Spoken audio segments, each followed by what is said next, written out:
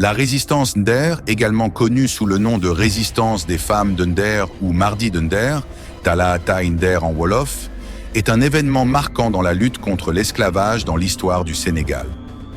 Le 7 mars 1820, le peuple Nder, capitale du royaume du Waalo, s'oppose à une révolte d'opinion contre un sévère raid d'esclaves mené par la tribu des Trarzas, dirigée par Amar Ould Mokhtar.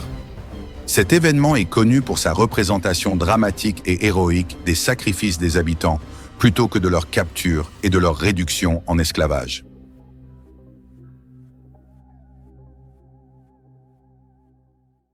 La région du Waalo a fait face à de nombreux raids morts venus du nord du fleuve Sénégal au début du XIXe siècle. Sa capitale est même déplacée de Diourbel à Nder plus au sud. Cette traite constitue un phénomène ancien, réactivé à cette époque par les Maures qui craignent que le Waalo ne bascule dans la sphère d'influence européenne. Basé à Saint-Louis du Sénégal, dont le traité de Ndiao entre la France et le royaume Waalo, signé le 8 mai 1819, est un important catalyseur. Dans ce contexte, les raids de tribus morts, notamment de l'émirat du Trarza, se multiplient. Ces tribus tirent des revenus du commerce d'esclaves qui, capturés dans la région, sont revendus à des familles aisées en Afrique du Nord.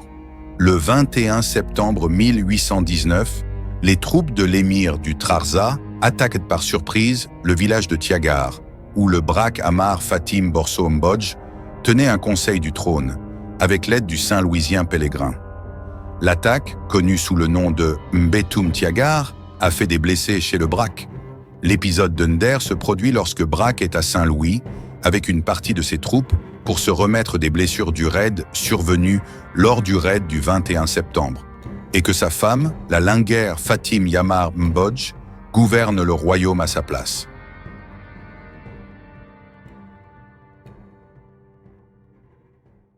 La troupe Maure attaque la ville en ce jour de mars 1820, alors que la plupart des hommes sont alors dans les champs et qu'il ne reste dans le village fortifié qu'une majorité de femmes et d'enfants.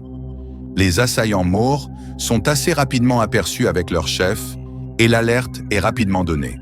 Les femmes de Nder décident alors d'organiser la défense de leur village avec la poignée de soldats restés sur place, en s'emparant notamment des armes et des vêtements de leurs maris pour faire croire à un plus grand nombre de défenseurs et en envoyant leurs enfants se cacher dans les champs de mil aux alentours.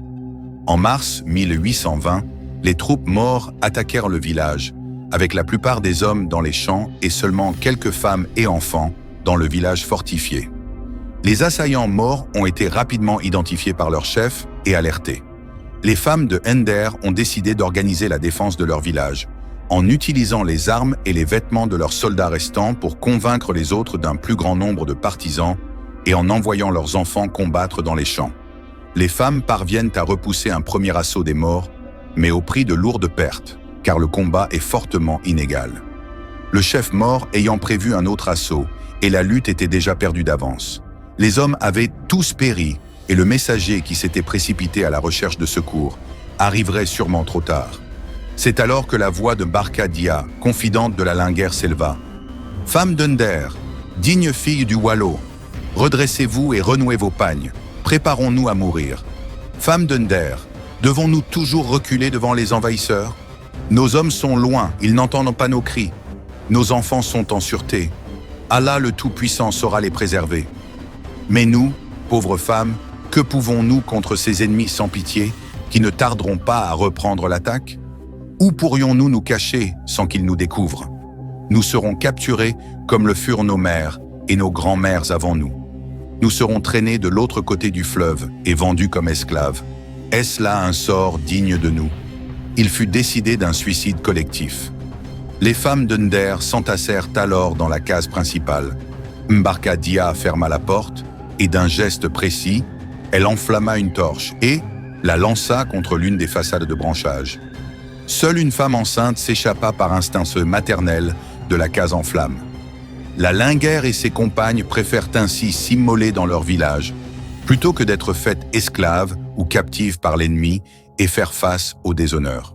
Afin de perpétuer sa lignée, Fatim Yamar décide de faire échapper ses deux filles de 12 et 10 ans, Jumbut et Ndate Yala, Éduquées en guerrières, les deux filles dirigeront plus tard le royaume.